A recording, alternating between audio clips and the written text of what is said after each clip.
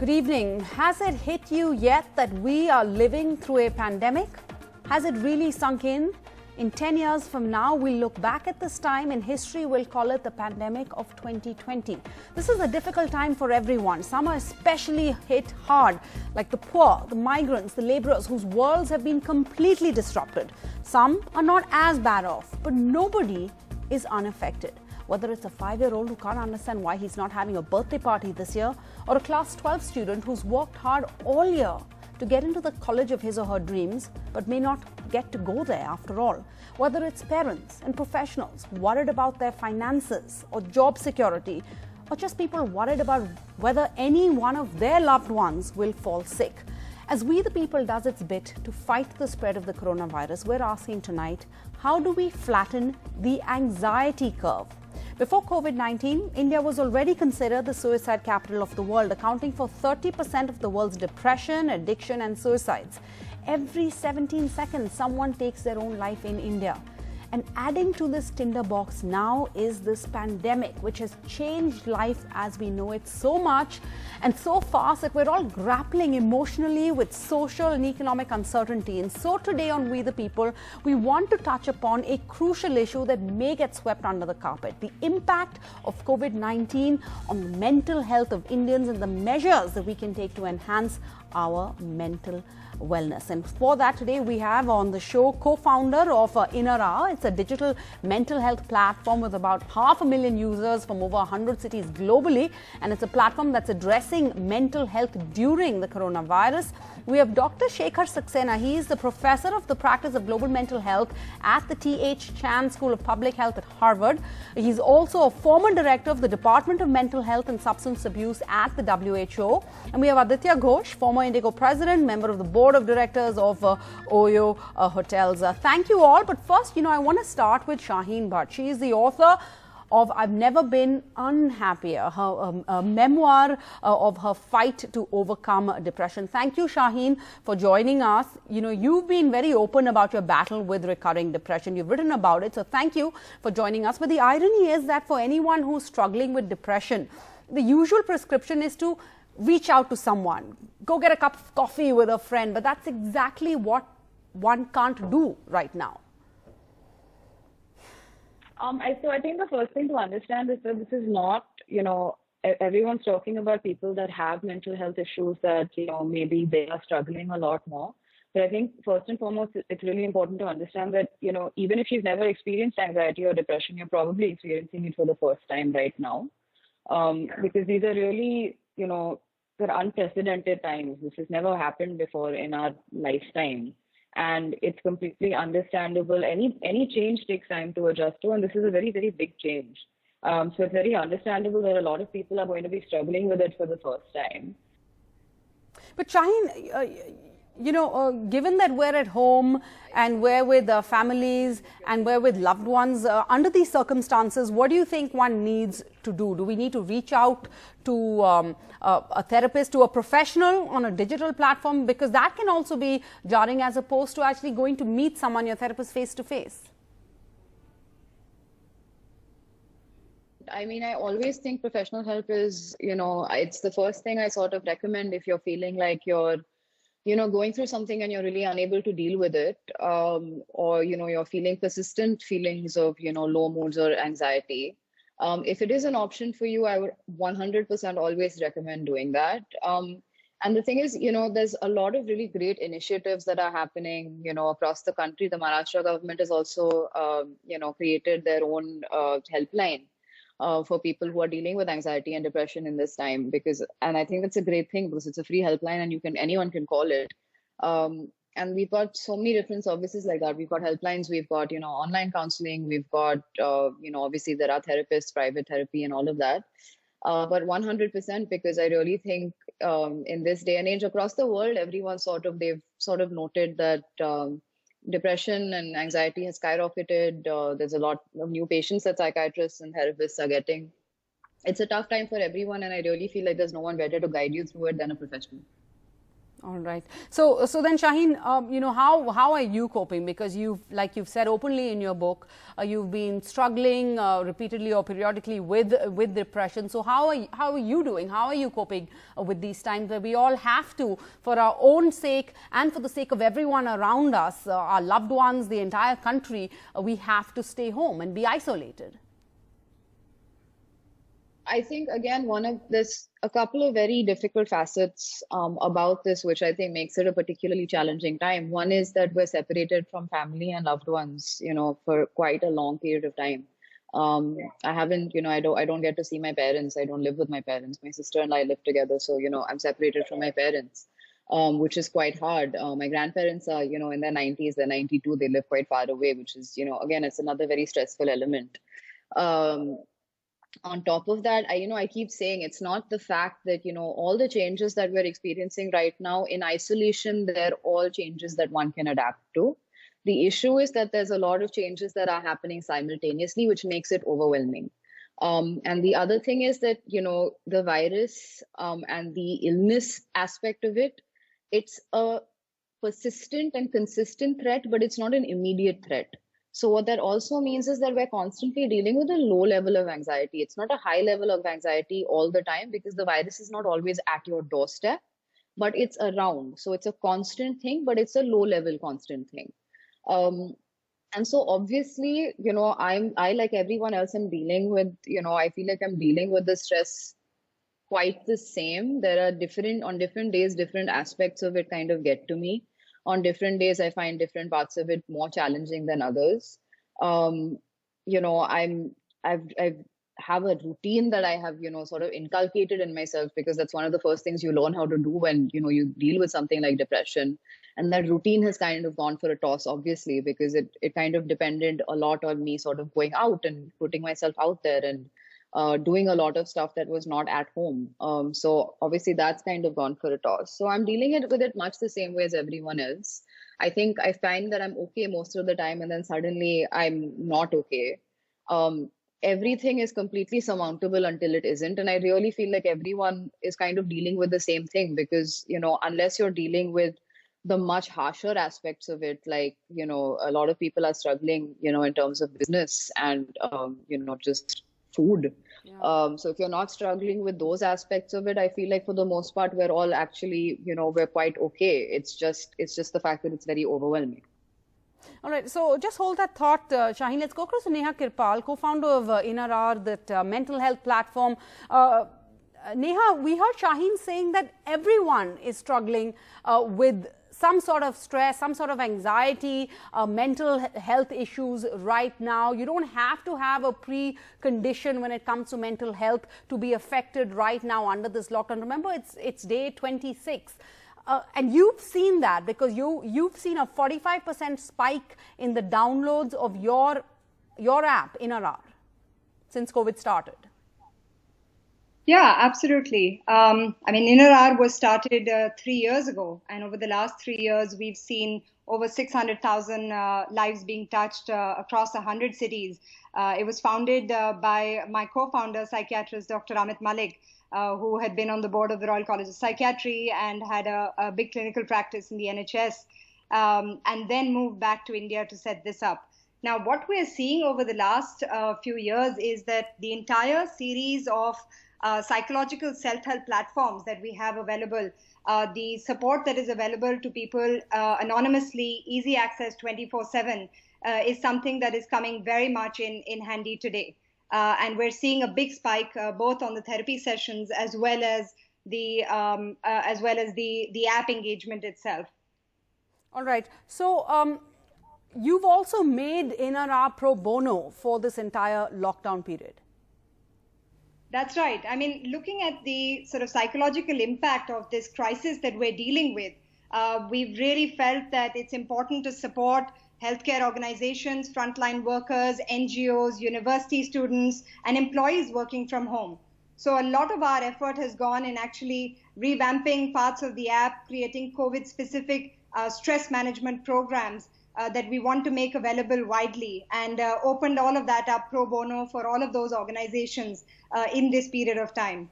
At least it gives you that initial level of early intervention, easy access to some support digitally while we're all in lockdown. All right, and a lot of this stems from the fact that you have a lived-in experience. You've actually personally dealt with being a caregiver and living with someone in the family who's had a mental health issue. Can you share your story with us? So the reason I'm working in mental health and why I joined Dr. Amit Malik last year was really to try and bring my life's purpose to some level of fruition. And my journey with mental health started when I was 5 years old, when my mother had started showing symptoms of schizophrenia. And it was very difficult for us because it was a time when people didn't even know what the illness was. And we're an urban educated family in South Delhi, but without any support and understanding, it was a difficult thing to grapple with a condition like psychosis. We spent over 2 decades, our whole family struggled through that, both clinically and in society, to try and find a way to deal with the illness and also find our place in the world. So as a young girl, for me, I coped through it through school and college. And I did have to deal with a lot more than what I was prepared for.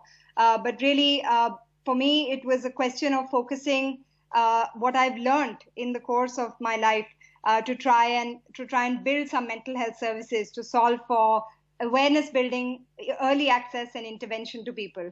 Because we spent 20 years trying to find that rehabilitation in our family. And today, my mother's been through treatment for 20 years and is fully rehabilitated in our family.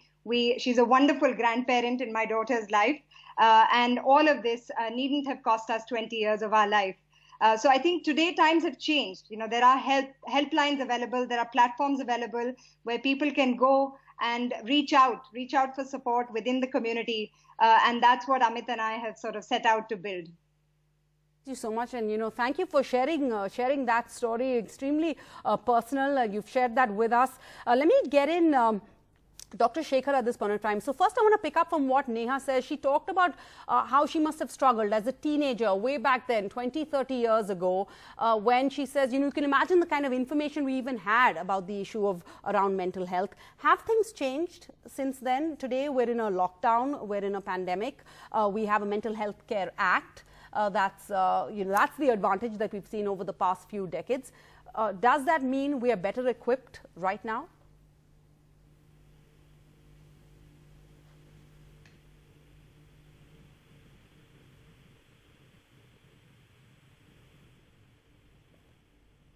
Do we have Dr. Shekhar?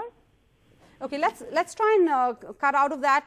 Let's go in. Neha, let me ask you that question. Do you think someone today is more equipped? How do you think the Mental Health Care Act helps anyone who may be at home right now, stressed, full of anxiety, we're worried about our jobs or whether we lose our jobs going forward? Can we be legally more empowered to protect ourselves given this historic Mental Health Care Act of 2017?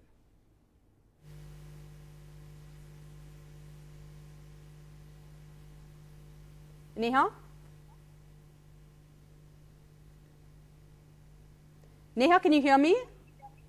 Yes, I can hear you now. I was just quickly asking you whether you think the Mental Health Care Act has changed anything. From the times when you were a young teenager trying to grapple with, your mom going missing and the issues that she had of schizophrenia. Yeah, for the longest time, people have grappled and struggled with mental health difficulties in India and not really had the support of legislation or civic understanding. But over the last few years, we've seen a Mental Health Care Act being passed in India in 2017. And it's actually a judiciable right for every Indian to go out and get help. So today, mental health has to be treated at par with physical health. And we must remember, mental health belongs to everybody. Mental illness is a 1 in 4 problem. And therefore, we are all somewhere on that spectrum, particularly now in these troubled COVID times, with increased anxieties around health, around stress, financial anxieties, Different people are struggling in work from home employees are struggling, parents raising children at home are struggling. So it's really a time for us to be able to seek the support. There are lots of self-help platforms and like ours, but also other helplines that people can call. But I would really encourage the early intervention saves lives and saves many years of happy, productive life after. These conditions are 100% treatable. Many are very curable. And therefore, you must try and get help. Okay, let's try Dr. Shekhar again. You know, Dr. Shekhar, collective stress, we've touched upon this in Neha's story and in Shaheen. Collective stress has the potential of becoming a long-term sustained strain on the economy. And in a sense, you know, the mental, emotional toll of COVID-19 is as much a threat to public health as the virus itself. Why is it, do you think? We know the government has a lot on its plate.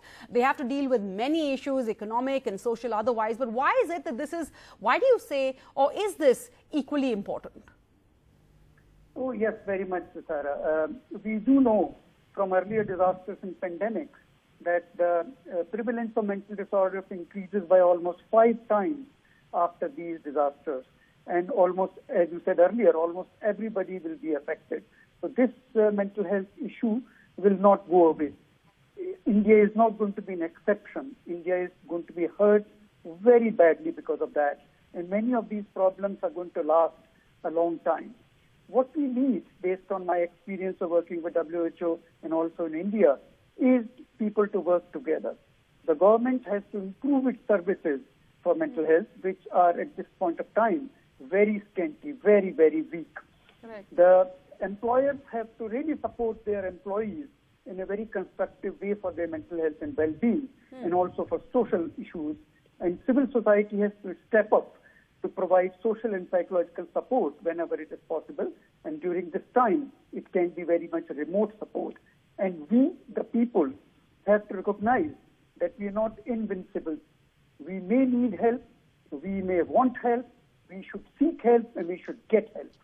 The kind of work that is being done on digital delivery of mental health is not going to be useful only during the pandemic. It's going to last us a long time, because that will increase the access to mental health services, which is very much needed in a country like India. All right, you know, Doctor, you've touched upon a very important aspect. Financial stress and financial anxiety right now is playing on everybody's minds. And let's go across to, let's bring in Aditya Ghosh in here. Aditya, you've been at the helm of 2, key players in industries that both employ large numbers and are also industries that are being directly affected, or the first to be hit, the most visibly hit by the coronavirus, the spread of the coronavirus, and this lockdown and this pandemic. So what do large corporate workforce job cuts, there are these fears of that being on the table coming up. How can we support and protect the mental health of employees during this pandemic, when it's actually the corporates and companies like the ones you work at and have worked at that have to enforce them? Well, Sarah, it's always going to be an extremely difficult, thin line. But I also believe that, and that's been my experience over the last several years, that just because there have to be certain, sort of necessary decisions and tough decisions that have to be taken by corporations, that does not mean that corporations should not be empathetic with their employees and with their workforce. Mental well-being is something that, like Neha was saying, it's everyone's right, and it is everyone's, it impacts everyone. And most of the time, it's, especially in the circumstances that we are living in today, and I was talking about this even a couple of weeks back, what the tendency right now amongst, a lot of employees, colleagues, people that I talk to, is that, you swing from one end of the pendulum to another. On one hand, you're saying, I'm going to take this time and I'm going to rest and I'm going to do all the things that I've always wanted to do and I never had the time. And within the next hour, that same hour, you'd be like, I'm wasting my time. I don't know if I'm productive enough or not. This is the time to prove myself to my company that I'm really, really valuable. So let me just forget about all of this and let me get back to work and try to prove that I'm actually, somebody who's really, really essential to the company.